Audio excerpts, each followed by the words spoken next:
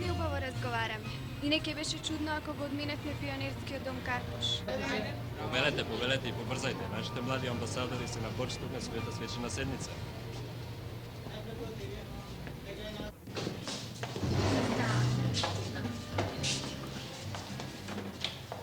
Ќе може ли да ни кажете по кој повод се одржува свечената седница? Да, секако. Па ете, денеска е 24 октомври, денот на Организацијата на Обединетите нации. По тој повод и клубот на нашите млади амбасадори одржува својата свечена седница. Рековте клуб на млади амбасадори, а ќе ни кажете ли кога и како е основан тој? Клубот на младите амбасадори е основан 1965 година како знак на солидарност од страна на децата од Скопје, да на некој начин се одолжат на децата од светот кои што им пружија помош во катастрофалниот земјотрес. Всушност и самиот клуб е формиран непосредно по земјотресот, значи 2 години по катастрофалниот земјотрес. А каква е врската со Обединетите нации? Па еве Ако овде ја погледате оваа изложба, ќе ја видите и врската со Организацијата на Обединетите нации.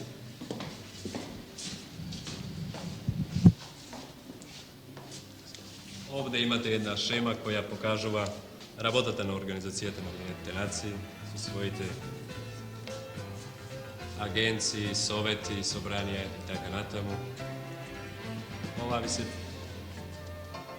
сите амблеми на символи на другите организации кои постојат во истата организација, мислам, како што се УНЕСКО, ФАО, УНИЦЕФ, Светска банка. Тука е вече нашата работа на клубот наш. Преку УНИЦЕФ добиваме материјали кои ги спроведуваме во дело, се бориме мир да владее во светот, да нема глад, едноправност против империализмот и за независност на сите народи во светот. сега од оваа страна можете да погледате страотиите на војната, на Втората светска војна, како и првата атомска бомба кога е фрлена во Хирошима. Всушност, тоа се и може да се рече поводи за кој што е формирана Организацијата на Обединетите нации. Еве тоа се слики. А сега повелете на свечената седница.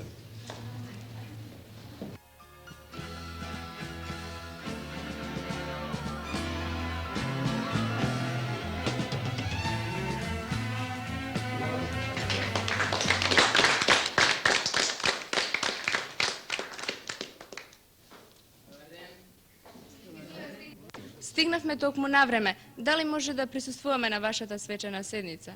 Да, секако. Повелете.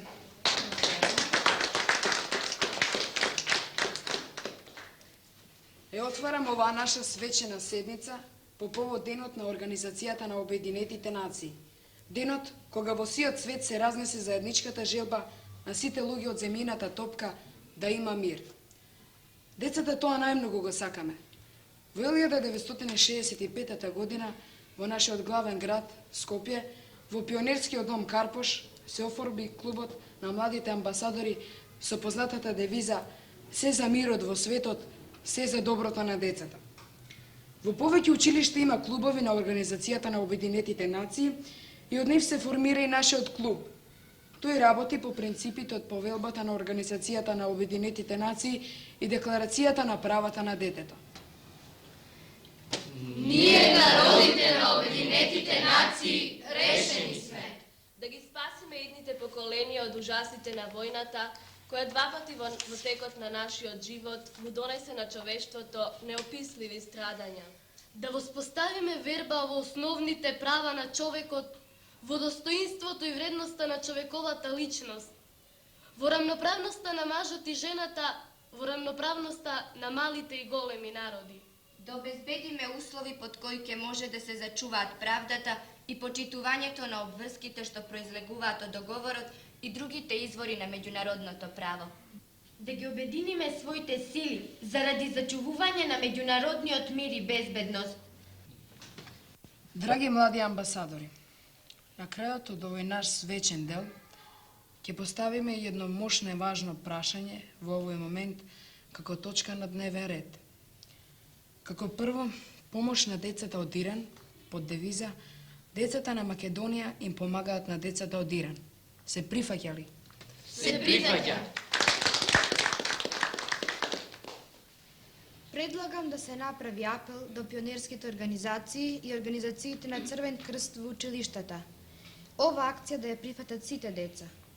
Предлагам уште нешто. Апелот да се отпечати во наш свети колибри и така да стане наша сеопшта акција. Убав предлог. Се прифаќа ли? Се прифаќа. Благодарам во името на нашите деца од Иран за ваквата средечна помош на децата од Македонија. Јас сум амбасадор на Турција. Ја пренесувам желбата на моите врсници да соработка со сите деца од светот. Тоа е наш повик до сите луѓе во светот. Тој е најпознат. Тој е прв и основен повик. А сега да преминеме на следната точка од нашиот дневен ред. Ние ви благодариме што ни дозволивте да присуствуваме на вашата свечена седница. Вашиот разговор и вашиот состанок ние ќе го искористиме за повторување на некои реченици, односно на нашата граматика.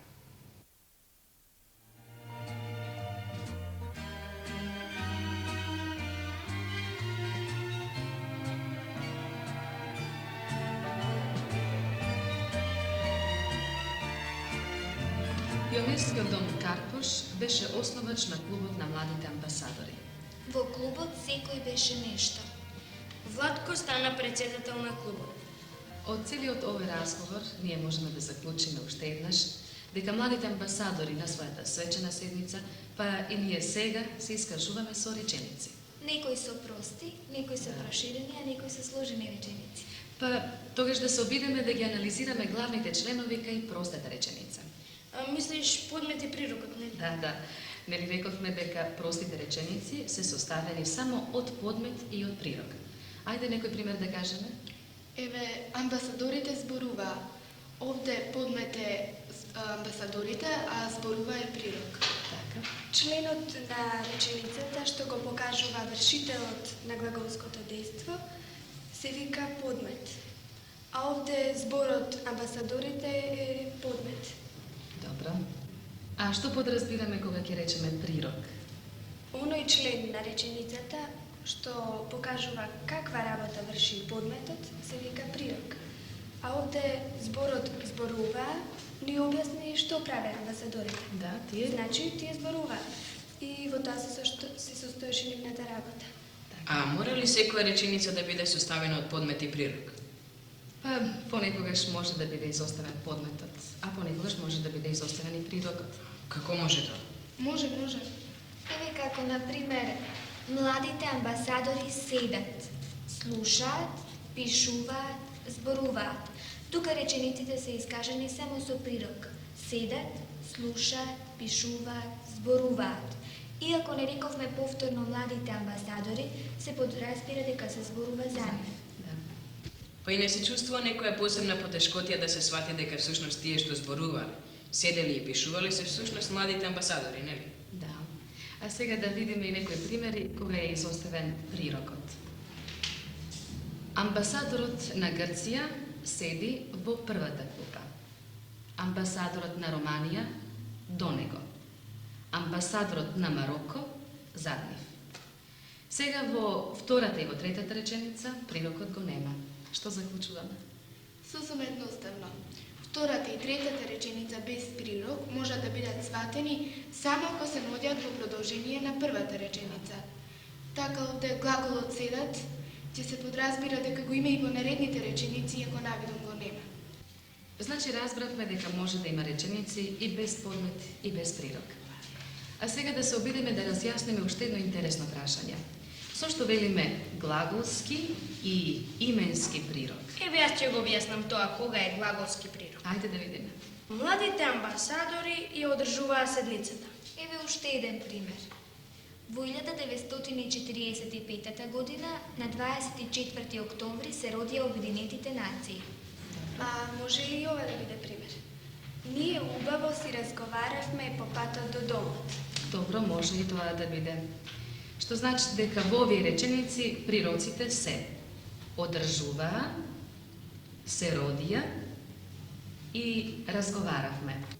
Значи, тоа се глаголи во лична глаголска форма. И затоа велиме. Речениците што имаат глаголи во лична глаголска форма се викаат реченици со глаголски прирок. Добро, но имавме и реченици со други искажувања. Еве ги примерите.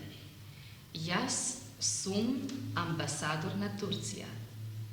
Секој беше нешто во клубот. Кога зборуваше амбасадорот на Турција и ја пренесе желбата на децата да има соработка во светот, председателот заклучи: тоа е наш повик до светот, а тогаш амбасадорот на Грција потврди: тој е најпознат. Секако се подразбира дека овде станува збор, нели, за повикот. Да кажеме тогаш уште еден пример. Владко стана председател на клубот. Сите овие примери покажуваат еден друг вид прирок, така наречен именски. Значи, глаголскиот прирок е составен од глаголи во лична глаголска форма.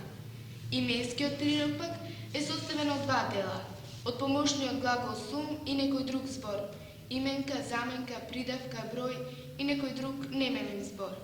Например, реченицата «Јас сум амбасадор на Турција». Во оваа реченица прирокот е «сум амбасадор», кој е составен од помошниот глагол «сум» и именката амбасадор. Секој беше нешто во клубот. Овде прирокот е беше нешто. Значи пак помошниот глагол и нешто. Тој е најпознат. Овде прирокот е најпознат, составен е од помошниот глагол сум и придавката најпознат. Одлично. Сега ни остана да го разјасниме и последниот пример. Владко стана председател на клубот. Овде глаголот стана е во лична глаголска форма, но сепак тоа е глагол со непотполно значење. Што значи, оние глаголи што не се во состојба сами да ја вршат улогата на прирокот во реченицата, бараат помош, односно дополнување од некој друг вид збор. Затоа нема да биде јасна реченицата Владко стана, но ако го додадеме зборот председател, тогаш разјаснуваме што станал Владко. Владко стана председател на клубот.